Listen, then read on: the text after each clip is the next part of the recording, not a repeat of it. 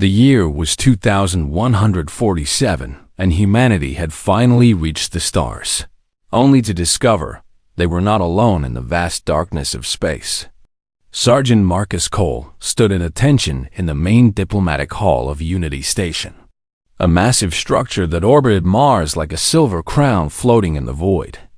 And he watched as creatures from dozens of alien worlds walk past him without a second glance, their strange eyes dismissing him as nothing more than furniture with a pulse.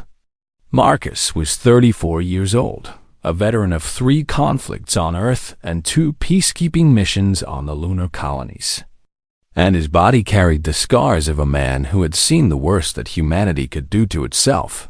Yet, here he stood, guarding diplomats while aliens who had never heard of Earth walked by as if humans were insects beneath their notice.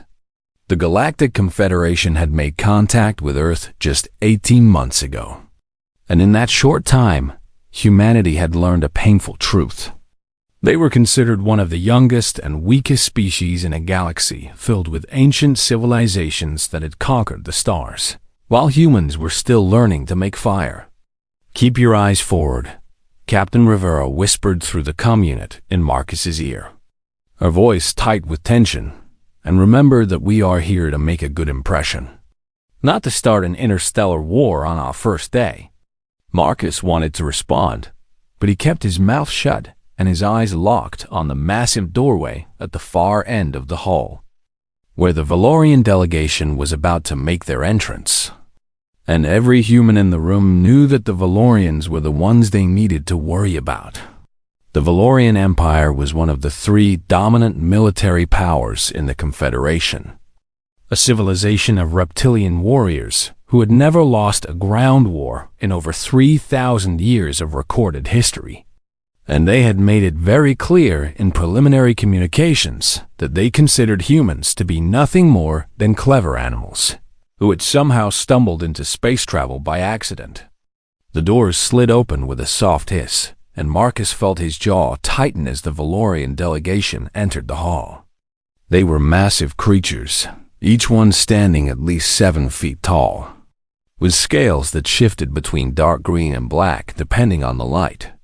And their eyes were golden slits that seemed to look through everything they saw rather than at it, as if nothing in the universe was worthy of their full attention. At the head of the delegation walked Commander Thyrek, the most decorated military officer in the Valorian Empire and a warrior who had personally led the conquest of 17 worlds, leaving behind nothing but ashes and submission wherever he went. Thyrek was even larger than his companions, standing nearly 8 feet tall with shoulders so broad that he had to turn sideways to fit through doorways designed for smaller species. And the scars that crossed his face and arms told the story of 100 battles won through sheer brutality. The alien commander paused in the center of the hall and swept his golden eyes across the gathered delegates, his gaze lingering on the human security detail with an expression that Marcus had seen many times before on the faces of bullies and tyrants, contempt mixed with cruel amusement. "So these are the famous humans," Thyrek said in a voice that rumbled like thunder across distant mountains, his translator device converting his words into English that dripped with mockery. "The soft little creatures who think they deserve a place among the stars." Earth's lead diplomat, Ambassador Chun, stepped forward with a practiced smile and extended her hand in greeting. But Thyrek ignored her completely and walked past as if she did not exist.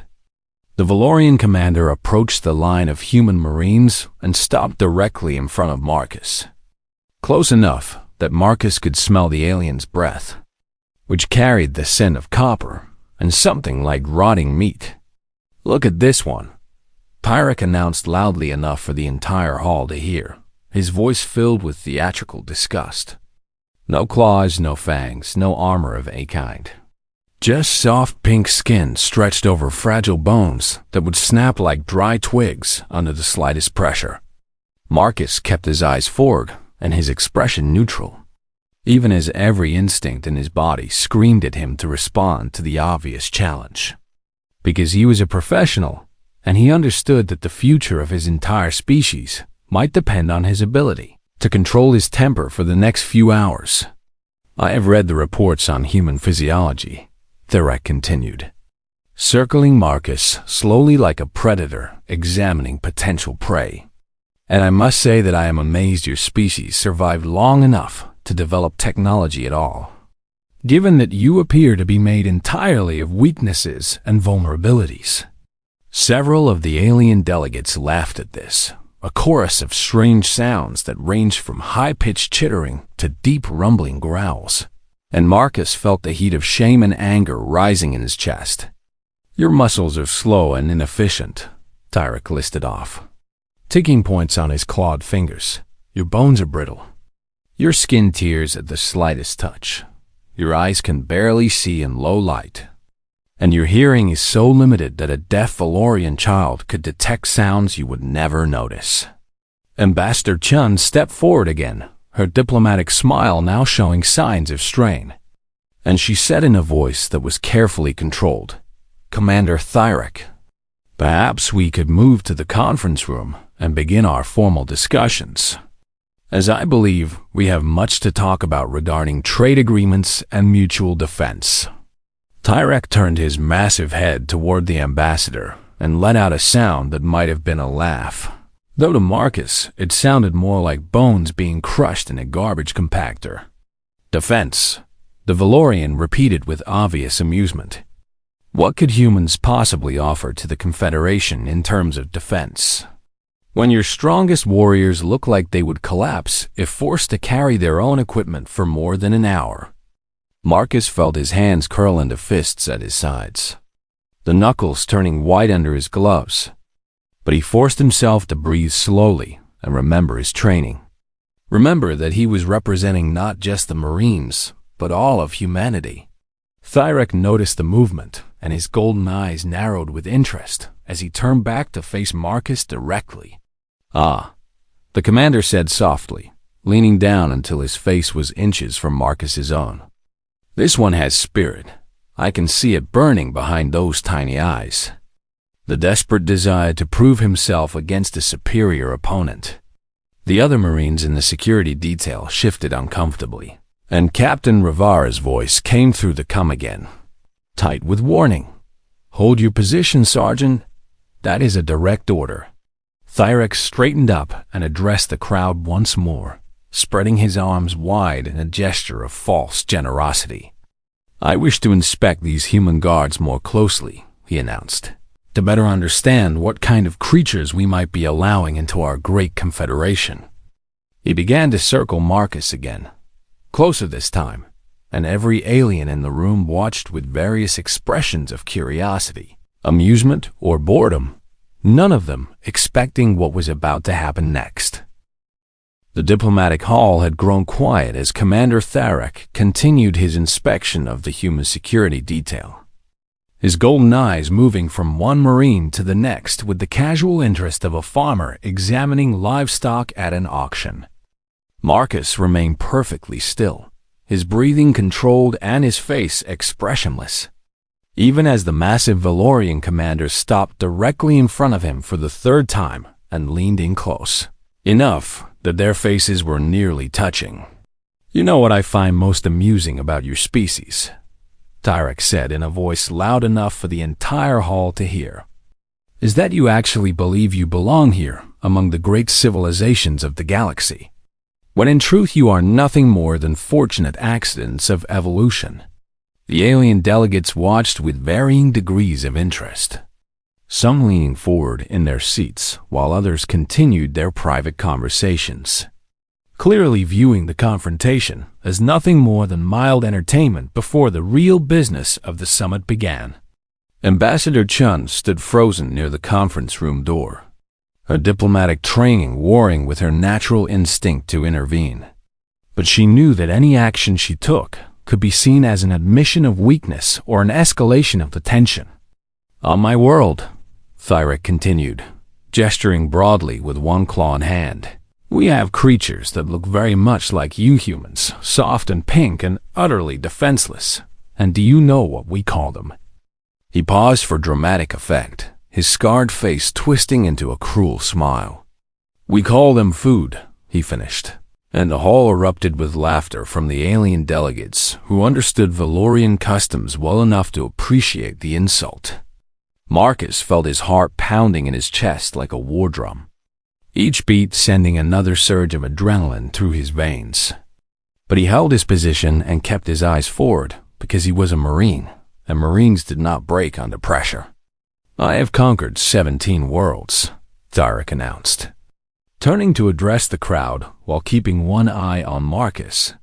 "And on each of those worlds, I found species that believed themselves to be warriors.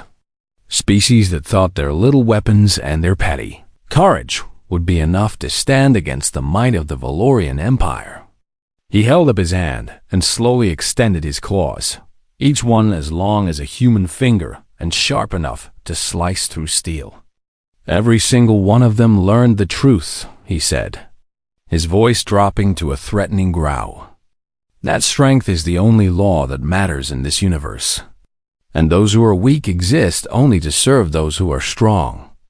Captain Rivara's voice came through Marcus's unit again, strained with barely controlled anger. "Stay calm, Sergeant. The ambassador is working on getting us out of this situation. Just hold on a little longer." But Marcus could see in Therak's eyes that the commander had no intention of letting this moment pass without pushing it to its conclusion, and he braced himself for whatever was coming next. "Among my people," Therak said, turning back to face Marcus directly, "there is a tradition that dates back to the earliest days of our civilization, a way of establishing dominance over lesser beings that has been used for thousands of years." The other Valorians in the delegation straightened up and watched with sudden intensity, their scales shifting to a darker shade that Marcus recognized from his briefing materials as a sign of anticipation. "When a Valorian warrior encounters a creature that does not know its place," Tyrek explained, his voice taking on a formal tone as if he were reciting ancient scripture, "he offers that creature a choice: submit willingly and live in service, or receive the mark of shame and live in disgrace." Marcus understood what was about to happen even before Tyrek raised his massive hand, and he had exactly half a second to decide whether to dodge the incoming blow or stand his ground. He chose to stand. The back of Thurak's hand connected with the side of Marcus's face with enough force to send shockwaves through his entire skull, and he felt his lips split open as his head snapped to the side. Blood filled his mouth with the taste of copper and salt, and his vision blurred for a moment as his brain struggled to process the impact. But Marcus did not fall, did not stagger, did not make a single sound of pain. He simply turned his head back to face forward and resumed his position at attention. The hall fell silent, every alien delegate staring at the human, who had just absorbed a blow that would have shattered the bones of most species in the Confederation.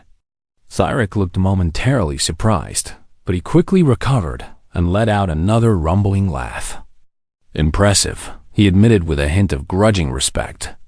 "Most creatures collapse after receiving the mark, but this one actually managed to stay on his feet.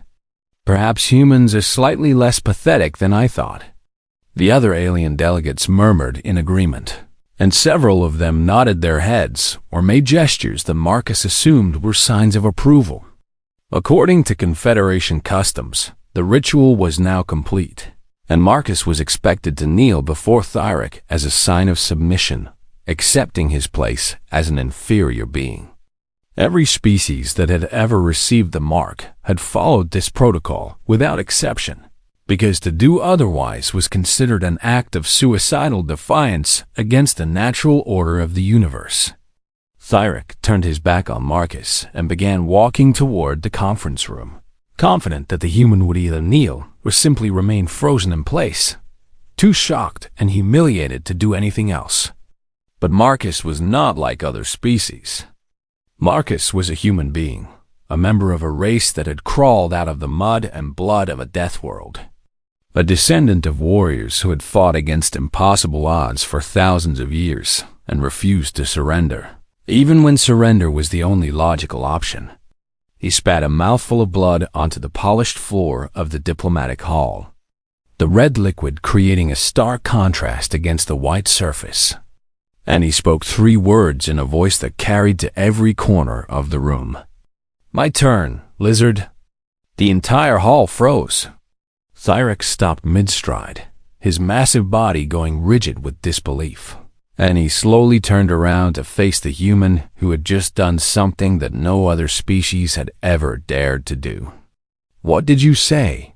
the Valorian commander asked, his voice dropping to a dangerous whisper. Marcus stepped forward, away from his post, and began rolling up his sleeves with the calm precision of a man who had made peace with whatever consequences were coming his way. "I said it is my turn," Marcus repeated, his eyes locked on Thorax's golden gaze without a hint of fear or hesitation. "Because where I come from, when someone hits you, you have the right to hit them back." The alien delegates scrambled backward, knocking over chairs and pushing each other out of the way as they realized that they were about to witness something unprecedented in Confederation history. Ambassador Chun shouted something that Marcus could not hear over the pounding of blood in his ears, and Captain Rivera was screaming orders through the cum that he had already decided to ignore. Thyrax's face twisted into a mask of rage and incredulity, his scales flushing bright red as his body prepared for combat. "You dare!" he roared, spreading his arms wide and extending his claws to their full length. "You insignificant little creature! You have just signed the death warrant for your entire species." Marcus did not respond with words. He simply raised his fists and settled into a fighting stance that had been refined over centuries of human warfare. A stance that promised violence and pain and the kind of relentless aggression that humans had used to conquer every challenge their brutal world had ever thrown at them. The next 3 seconds would change the galaxy forever. Commander Thyrek had fought in over 200 battles across 17 conquered worlds, and in all that time, he had never once felt anything resembling fear when facing an opponent in single combat. He looked at the human standing before him, this small, soft creature with blood dripping from its split lip and fire burning in its eyes, and he felt only contempt mixed with a strange curiosity about how quickly the fight would end. The alien delegates had cleared a wide circle around the 2 combatants, pressing themselves against the walls and hiding behind overturned furniture, their various eyes fixed on the scene with expressions ranging from horror to excitement. 3 seconds, one of the delegates whispered to another. An insectoid creature with compound eyes that could track movement faster than any other species in the Confederation. "I will give the human 3 seconds before the Valorian tears him apart." Thyrek flexed his claws and let out a rumbling growl that had made seasoned warriors from a dozen worlds freeze in terror. But Marcus did not freeze.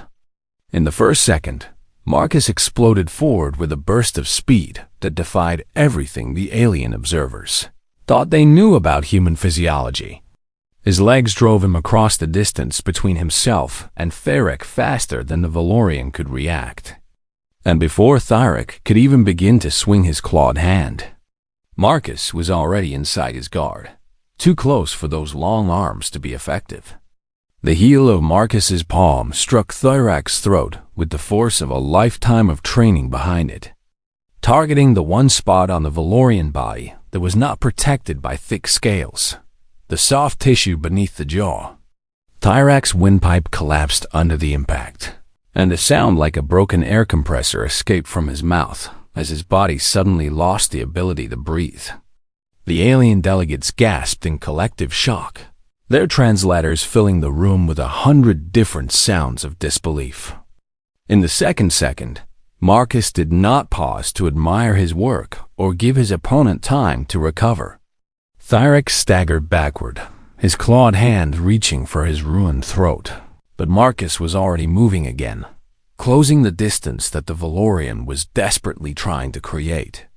Marcus grabbed the back of Thyrak's head with both hands, his fingers digging into the grooves between the commander's scales, and he pulled downward with all his strength while simultaneously driving his knee upward.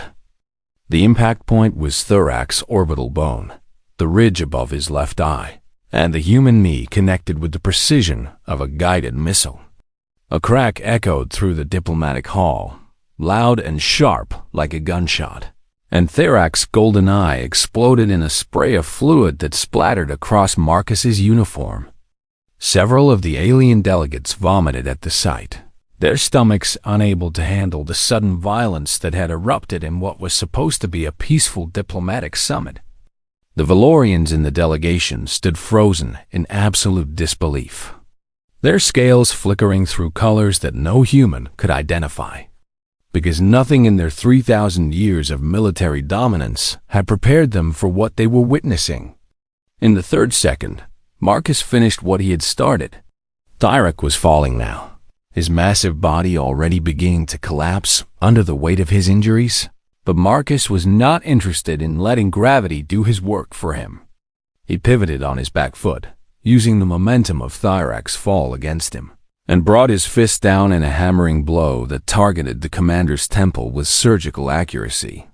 The sound of Thyrak's skull fracturing was like ice cracking on a frozen lake, a sharp splitting noise that seemed to hang in the air long after the blow had landed. The mighty Valorian commander, conqueror of 17 worlds and terror of the galaxy, hit the polished floor of the diplomatic hall with a crash that shook the entire room. He did not move. He did not breathe. His remaining eyes stared at nothing, and his body lay twisted in a position that no living creature could maintain.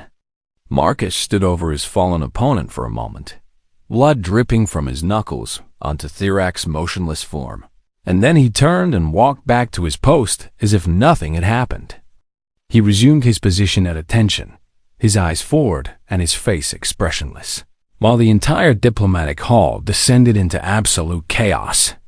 The Valorian delegation rushed to their fallen commander, their growls and hisses filling the air with sounds of rage and grief. "He lives," one of them announced after checking Thyrak's vital signs, "but only barely. His skull is fractured in 3 places, and his throat is crushed beyond recognition." The other Valorians turned to face the human security detail with murder in their eyes.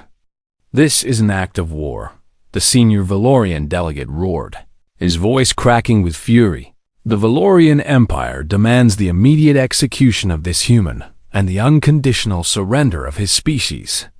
Ambassador Chun stepped forward, her face pale but her voice steady.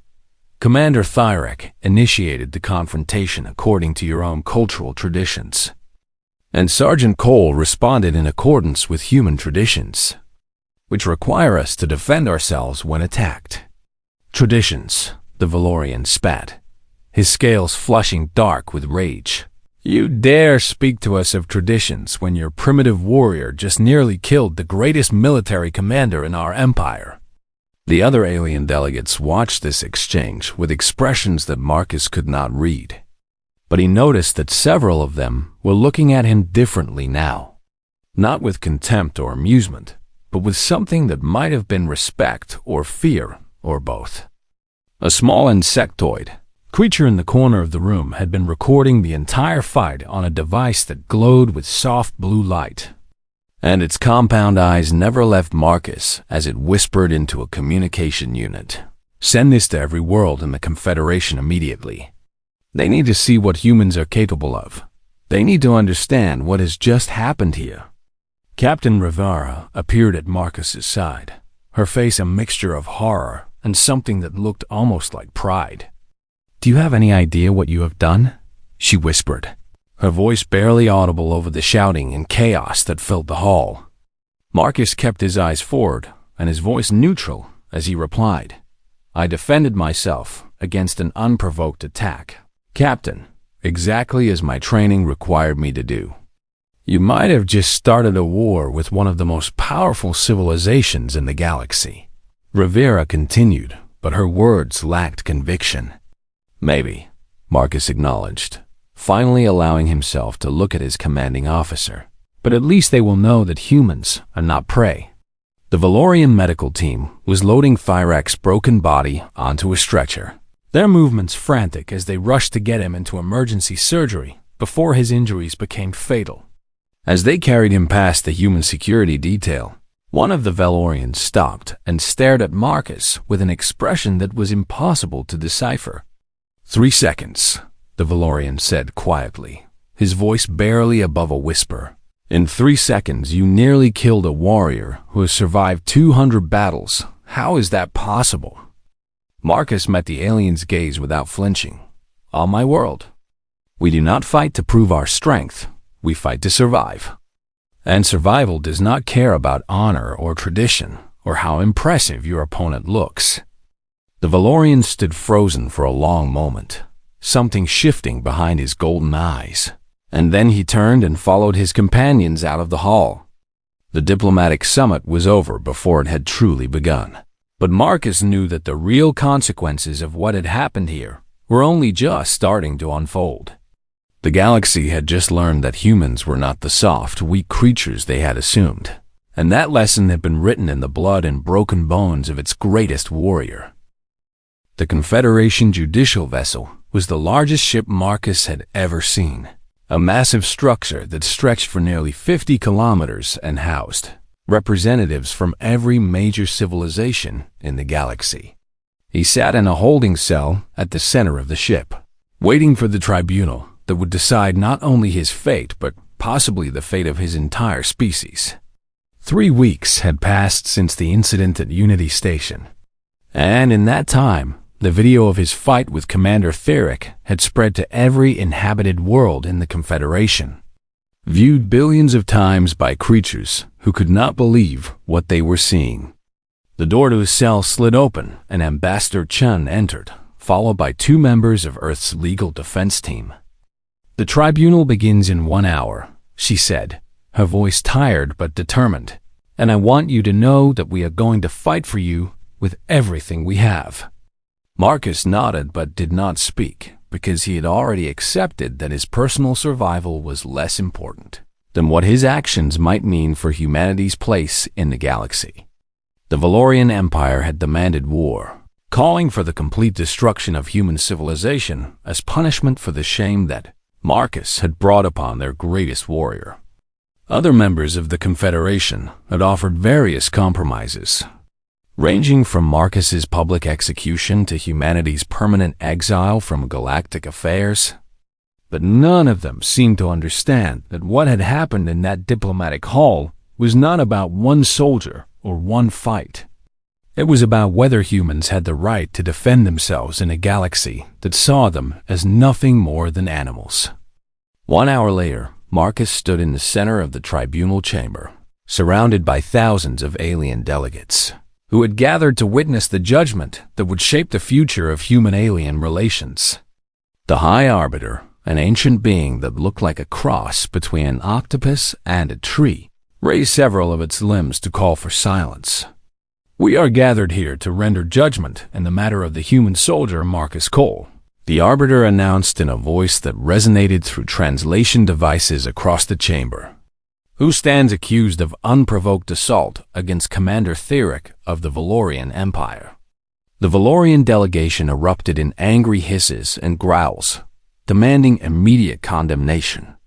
There was nothing unprovoked about it, one of them shouted. The human attacked without warning and nearly murdered a warrior who was simply engaging in traditional diplomatic customs.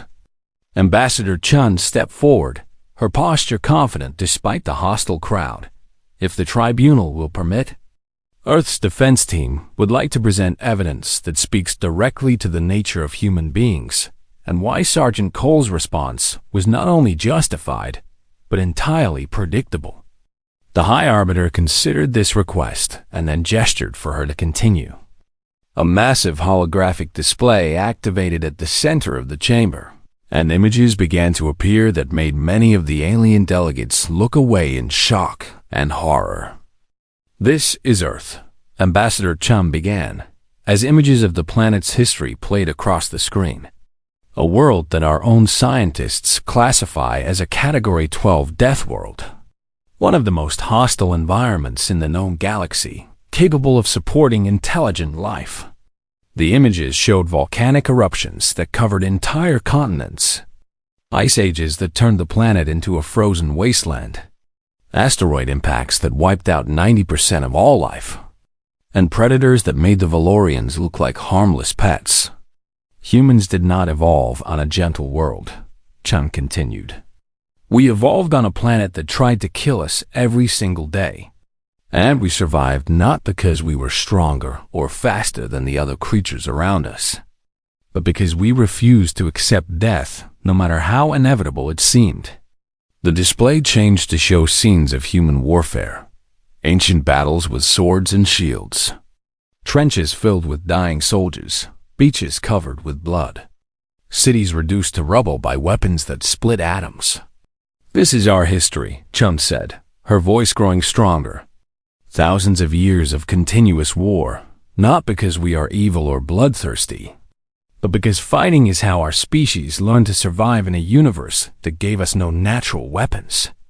A human military historian stepped forward to continue the presentation. The Confederation's intelligence reports classified humans as physically inferior based on our lack of claws, armor, and venom. But those reports failed to understand what makes humans dangerous. He pulled up biological data that compared human physiology to other species in the Confederation. Humans can run for distances that would kill most species. Not fast, but without stopping. We are pursuit predators who evolved to chase our prey until it collapsed from exhaustion. The delegates murmured in surprise as the data showed human endurance levels that exceeded almost every other intelligent species. We can survive injuries that would be instantly fatal to most of you, the historian continued, showing medical records of humans who had continued fighting after losing limbs, suffering massive blood loss, or sustaining wounds that exposed their internal organs.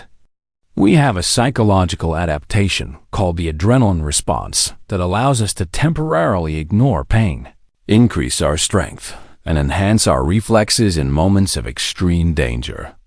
The display changed again to show footage of human soldiers throughout history performing feats that seemed impossible. A wounded Marine carrying 3 of his companions to safety while bleeding from a dozen wounds. A pilot landing a damaged aircraft despite having both legs broken. A firefighter entering a burning building 6 times to rescue trapped children. But most importantly, the historian said, his voice dropping to a serious tone, humans possess something that very few species in the galaxy seem to understand. We do not surrender. He turned to face the Valorian delegation directly. In your culture, when a stronger opponent defeats a weaker one, the weaker party submits and the conflict ends. But that is not how humans think. When humans are pushed against a wall, when we are beaten and broken and told that we have no hope of winning, something inside us awakens. A fury that has been called many names throughout our history. The berserker rage, the fighting spirit, the refusal to quit. Sergeant Cole did not attack Commander Theric because he was angry or insulted, the historian explained. He attacked because that is what humans do when someone tries to dominate them through violence. We fight back always, no matter the odds, no matter the consequences.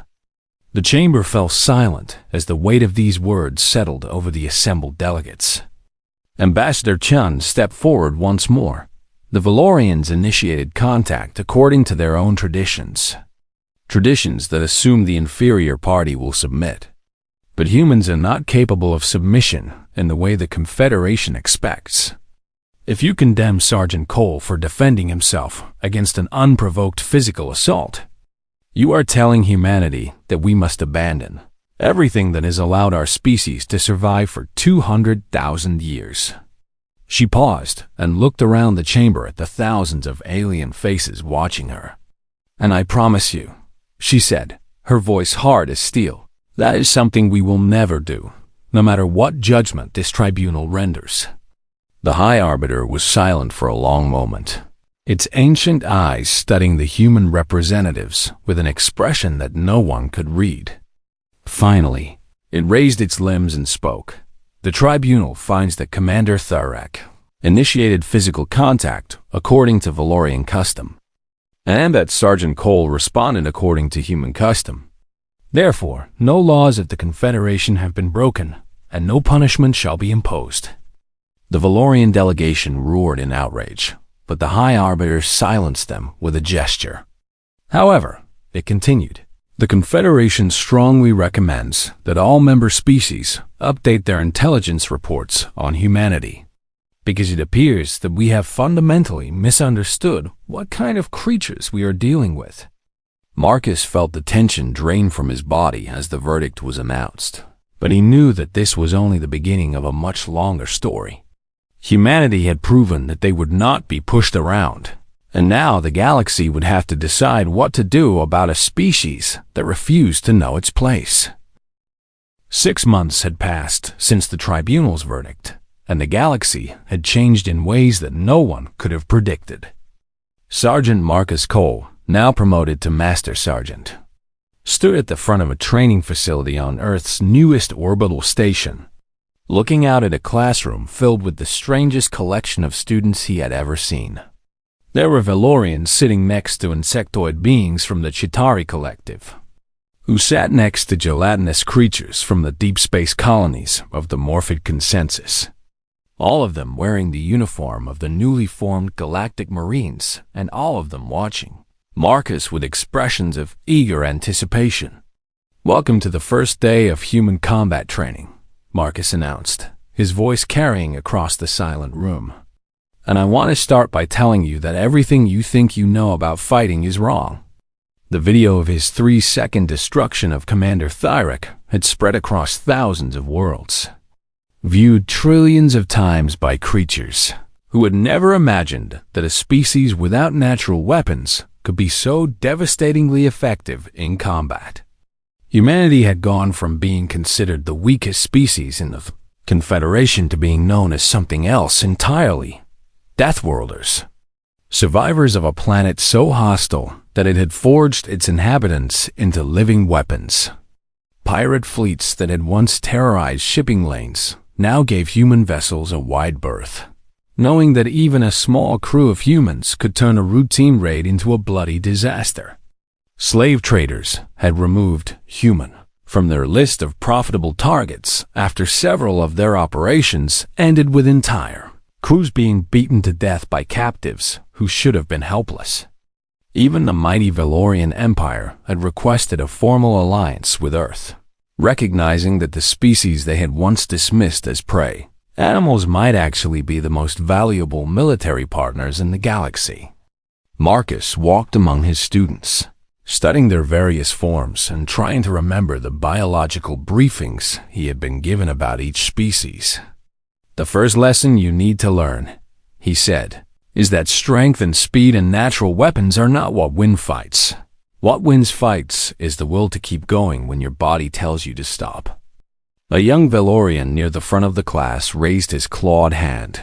"Master Sergeant, I have studied your battle with Commander Thyrek many times, and I still do not understand how you were able to strike with such speed and precision. Our intelligence reports say that humans have slow reflexes compared to most species." Marcus smiled, and it was not a friendly smile. "Your intelligence reports measured our reflexes under normal conditions. But humans do not fight under normal conditions. When we enter combat, our bodies release chemicals that temporarily enhance every aspect of our physical performance." He pulled up a holographic display that showed human brain chemistry during moments of extreme stress. Adrenaline increases our heart rate and blood flow, allowing our muscles to work harder and faster than they normally could. Cortisol suppresses our pain response so that injuries do not slow us down. And endorphins create a sense of euphoria that makes us feel invincible. The alien students watched with fascination as the display showed how a human body transformed during combat. "But more important than any chemical," Marcus continued, "is the psychological shift that happens when a human decides that survival is the only thing that matters. We call it many different things: the killer instinct, the survival drive, the refusal to quit." He turned to face the class directly, When a human enters that state, we become capable of things that should be physically impossible. We ignore wounds that should be fatal. We continue fighting when our bodies should have shut down.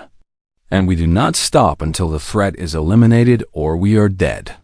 The door at the back of the classroom opened, and Marcus felt his posture stiffen as he saw who had entered. It was a young Valorian female, her scales a deep emerald green, and her golden eyes studying him with an intensity that he recognized immediately. "Class, we have a late arrival," Marcus announced, keeping his voice neutral despite the tension he felt. "Please welcome Sithara of the Valorian Empire, who has traveled a very long way to join our program." Sithara walked down the aisle between the desks, ignoring the stares and whispers from the other students, and stopped directly in front of Marcus. "I know who you are," Marcus said quietly. "Commander Thyric was your father." "He was," Sithara confirmed, her voice steady despite the obvious emotion behind her eyes. "And I did not come here for revenge, Master Sergeant. I came here to learn." The classroom fell completely silent as everyone waited to see what would happen next. "Your father challenged me according to Valorian tradition," Marcus said carefully, "and I responded according to human tradition. There was no dishonor in what happened, only a clash of cultures that neither side fully understood." Sithara nodded slowly. "My father has recovered from his injuries, though he will never fight again. And when I told him I intended to come here and learn from the human who defeated him, do you know what he said?" Marcus shook his head. "He said that losing to you was the greatest lesson he ever learned," Sithara continued, "because it taught him that the universe is larger and more dangerous than even a conqueror of 17 worlds could imagine. And he told me that if I truly wanted to become a great warrior, I should find you and learn whatever you could teach me." Marcus was silent for a long moment, processing this unexpected turn of events. "What do you want to learn from us?" he finally asked. "Your people have been dominant warriors for 3,000 years. What could humans possibly teach you?" Sithara's golden eyes met his without flinching. "You can teach me how to turn pain into fuel, how to keep fighting when logic says I should surrender, how to find strength in weakness and victory in defeat.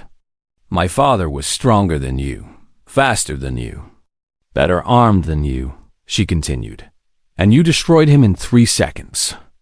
That means there is something inside humans that we do not have, and I want to understand what it is." Marcus studied her for a long moment, seeing the genuine desire for knowledge behind her fierce exterior. "Take a seat," he finally said, gesturing to an empty desk near the front of the class. "And pay attention, because I am only going to explain this once." Sithara sat down among the other students, and Marcus resumed his position at the front of the room. "The secret to human combat effectiveness is not a technique or a weapon or a physical adaptation," he said, addressing the entire class, but looking directly at Sithara. "It is a mindset that has been forged over 200,000 years of survival on a world that tried to kill us every single day. Where we come from, everything wants to kill you," he continued, his voice growing stronger with each word. "The weather wants to freeze you or burn you or drown you. The animals want to eat you or poison you or crush you. The diseases want to consume you from the inside out. And even other humans want to take what you have and leave you with nothing. We did not survive by being the strongest or the fastest or the most dangerous," Marcus said. "We survived by being too stubborn to die and too angry to stay down. We survived by turning every setback into a lesson and every defeat into a reason to fight harder." He looked around the room at the alien faces watching him with rapt attention. "That is what I can teach you," he concluded. "Not how to throw a punch or block a strike, but how to find the fire inside yourself that refuses to be extinguished. How to embrace the pain and the fear and the exhaustion and transform them into weapons." The classroom erupted in excited chatter as the alien students discussed what they had just heard. Marcus walked to the window and looked out at the stars, thinking about how far humanity had come from the days when they huddled in caves and feared the darkness. They had gone from being prey to being predators, from being dismissed to being respected, from being ignored to being feared. And this was only the beginning. The galaxy had spent millennia underestimating the little blue planet and its soft pink inhabitants. But those days were over now. Humanity had announced its presence to the universe with 3 seconds of violence and a message that would echo across the stars for generations to come. We are not prey. We are not weak, and we will never submit. The next chapter of galactic history was about to be written, and for the first time in thousands of years, humans would be holding the pen.